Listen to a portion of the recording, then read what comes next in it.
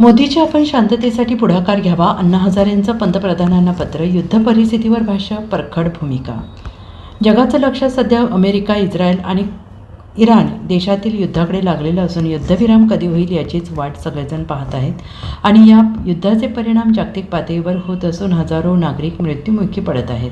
भारताने सुद्धा युद्धासंदर्भाने भूमिका स्पष्ट करत युद्ध थांबवण्याची गरज व्यक्त केली आहे. तसेच आखाती देशात अडकलेल्या भारतीय नागरिकांच्या सुरक्षेसाठी संबंधित नेत्यांना पंतप्रधान नरेंद्र मोदींनी फोनवरून संपर्क केला. त्यातच आता ज्येष्ठ समाजसेवक अण्णा हजारे यांनी पंतप्रधान नरेंद्र मोदींना पत्र लिहून युद्धजन्य परिस्थितीत भारताने शांततेसाठी पुढाकार घेण्याची विनंती केली.